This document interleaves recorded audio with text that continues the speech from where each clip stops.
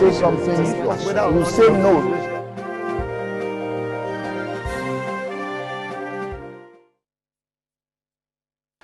All right, welcome back. Now, just after ordering the DSS to transfer the case file of Omoyele Sowore to his office, the Attorney General of the Federation, Abubakar Malami, has said that he can't order the DSS to release Omoyele Sowore, saying that he can't order the release before hearing from the court, as he would not like to take a unilateral decision on this. Now, the questions are, what really is the situation at this time T? Why is Omoyele Sowore still in detention of DSS despite the court orders? Why is the DSS still holding on to Omoyele Sowore? What is the synergy between the DSS and the AGF who has taken over the matter? Joining us for this conversation in our Lagos studio, we have Kofo Beckley. Kofo is a member of the National Media Task Force and of the AAC, that's the African Action Congress. You're welcome to the program. Thank you very much for having me. All right, we'll also be joined by lawyers. Remember, we're talking about the legality of Sowore's rearrest. We'll be joined much later from our Abuja and Port Harcourt studios by lawyers. But let's begin our conversation with Kofo Beckley. Kofo, you have a relationship, so to speak, with Omoyele Sowore, and we've seen the antecedents of what has been happening. The latest being, what happened or what played out at the Federal High Court in Abuja. Now, tell me, this is a man that you've said is of special interest. He's a person of interest, and they have charged him for treasonable felony.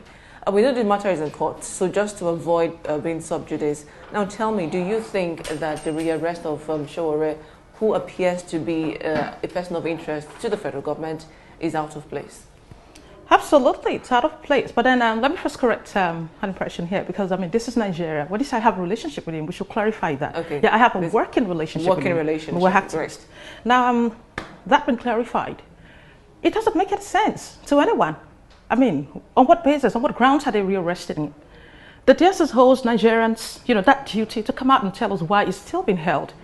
After a court of competent jurisdiction has asked twice that he be released on bail, first you start playing pranks, and then now, overnight you release him, and then overnight you think you have to rearrest him again. No charges at all. Nothing's been placed upon him. After the 7-count charge, nothing was really found on him. And then now you rearrest a man, and in that kind of order, within the premises of the court. And you're not saying anything. It doesn't make any sense. There's no basis for the arrest. They have come to say that he is of special interest in terms of security, national security. He is of great interest to them. Isn't that enough of a reason why a man should be held in custody? If the government feels is a threat to national unity. Now, if the federal government feels it's a threat to national security, then I think the federal government should just come out and say why it is a threat. You arrest a man who doesn't have ammunitions. You arrest a man who's never committed any violent act. You arrest a man who's not, had to beat anybody up. You still have his followers on the street even when we get dispersed. We don't throw bottles. We don't hit people. We don't fight. We don't do anything. So on what grounds do you bring out all of this? It's not enough for me to accuse of something. I should be able to prove beyond reasonable doubt that you're doing this thing. What evidences does the federal government have? Nothing. You don't just wake up one morning and say, okay, I accuse of being a thief. You must show that I stole something. So how can you call him a threat to national security? How? The federal government, or the DSS in this case, must prove that to Nigerians. Does it bother you that there were some stories, especially from the DSS, that Sowore was with Nnamdi Kanu, who was granted bail and absconded from the country? Does it concern you, or does it bother you that the DSS might not want a repeat of that situation? It doesn't just bother me, it bothers Nigerians. And the truth is this. It still goes back to what I just said earlier. You don't just wake up one morning and think you can accuse people of whatever allegations, or, without having basis, without having facts here. If I have a talking relationship with you, I meet you and I say, hi, hello, how are you doing? Does it mean that I'm conniving with you to something evil? Does it mean that I know you into two? Now, a man meets another man, and then because you have a problem with the first man, the other man is in trouble too. The DSS must prove, beyond all doubts, that he's involved in all of this. They've not been able to do that so far, so why keep him? First, you get a man arrested, more like kidnapping him. And then the next thing is you head to the court and say, okay, give us like 90 days to do investigation. Doesn't happen in the same country. You must first do your investigations, okay? And then you have reasons to keep a man. Now you've kept him for about 4 months now, and you're still coming up with all of this. The DSS should tell us what exactly they have with him as a problem and stop all this hide and seek game. All right, Kofo, we'll take a break with you and go to Port Harcourt, where we have a Port Harcourt guest. Yes, let's speak with Edwin Jonathan in Port Harcourt. Good morning, Mr. Jonathan. Good morning, sir. All right, so good to have you join us on the show this morning. Yes, the subject matter, Sowore's rearrest and its legality. How much sense can you make of all of this that is playing out as we speak? Yeah, thank you very much for the privilege to be here. Very quickly, I can say that under the laws, the security agencies have the powers to arrest or rearrest anyone for apprehension of that he's about to commit an offense or an offense has already been committed. In the instant case, the only objection I have, the only misgiving there is the way and manner he was arrested in a courtroom. But whether they have a right, DSS has the right to rearrest him for any other, crime or any other matter that is being suspected to, is being linked with him, they have a right to do so. The DSS has the right to rearrest him, but not in the hallowed chambers of the courts, because we are seeing a situation where the executive will begin to violate the fundamental essence of the rule of law, which is that the three arms of government should be distinct, and then none should act like a supervisor over the activities of the others. And then when the judge has to scurry away to safety, and a female judge at that, it was really a national disgrace. But whether they have a right to rearrest him and rearrange him for any other matter.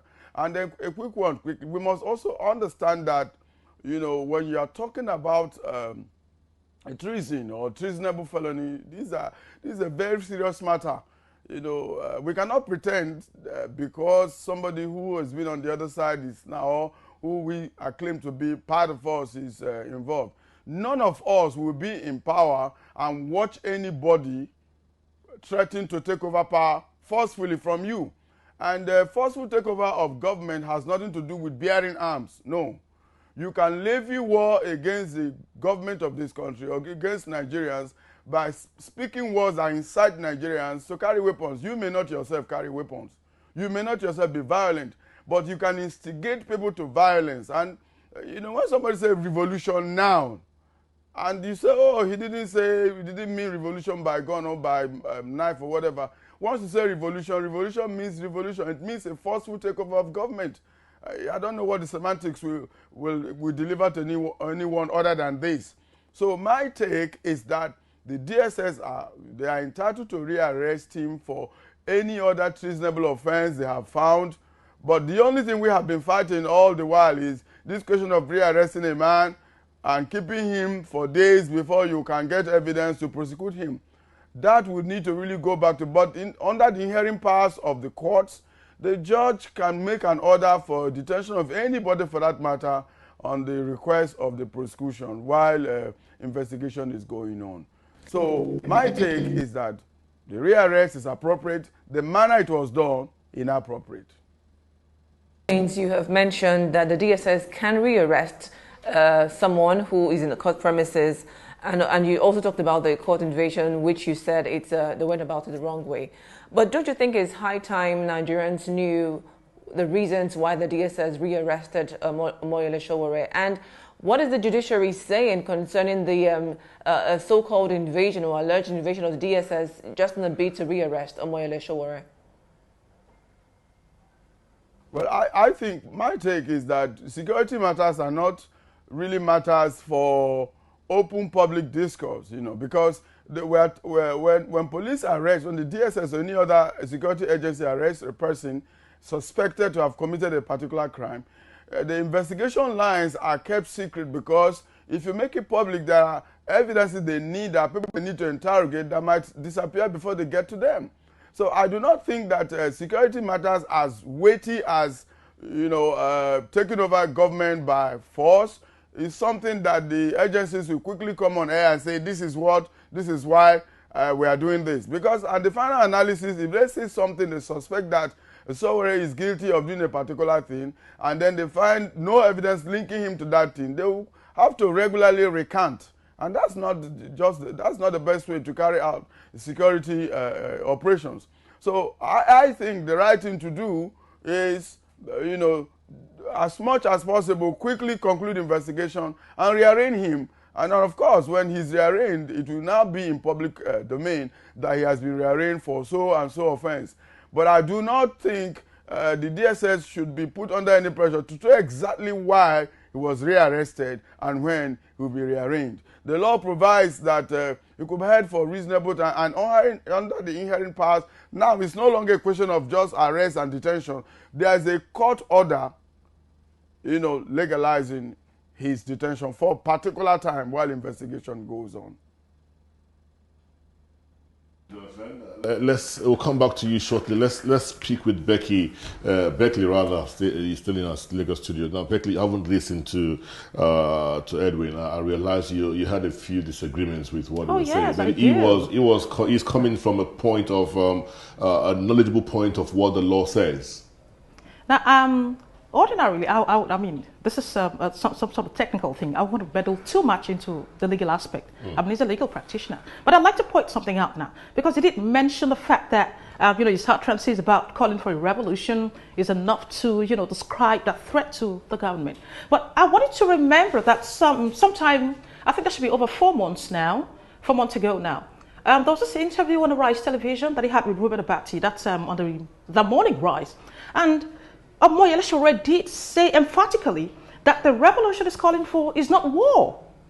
What else do you need for a man to explain what he actually means? I mean, you begin to, find meanings for this, and then you look at a story from your own angle, and then it ends there. The DSS needs to understand that people have a right, a human right to, freedom of speech, freedom of association, and, you don't try to cut people. You don't try to, stop them from expressing themselves. He said it emphatically at different fora that this is not war. The kind of revolution is calling for is a revolution of consciousness, when Nigerians get to know that something is wrong with the status quo, and then you try to tell them what is good ahead. But do you think the now. narrative would have been different if Sowore did not campaign for the seat of the president at this year's election? Do you think if he was an ordinary citizen and not a person of interest, that he would not be where we are today? Do you think so? I think it's petty for anyone to try and link his inability to, win that seat of the presidency with a revolution now. Ordinarily, I don't even see how a revolution can happen, or how you can awaken the consciousness of the people without having, that democratic mass. You need to speak to the people. And as it is in Nigeria, the only way you can get to do that is to communicate to the people through the ballot boxes, to the polls. I mean, you need to go around and campaign and all that. So there was a need for the movement to relate to the people. There was a need for us to spread across, especially at the grassroots level. And so it was necessary for us to have a political will. And that's where, the issue of the party comes in. Even if he had assumed office as a president, and there was a need to call for a revolution, the Sowore that I know would still have gone ahead and do that. So it has absolutely nothing to do with he being able to become president or not. It becomes slightly unbelievable not to want to link his failure at the polls to the call for. Why is that?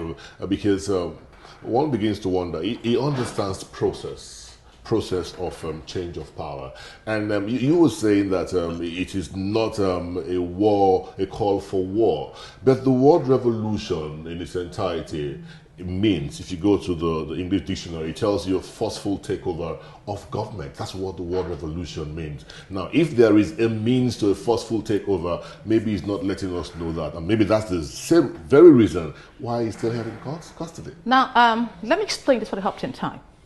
Now, that means of a takeover, we thought could happen through the ballots. But then, of course, we were wrong. This is Nigeria. The results of the ballots had been known to some set of people even before we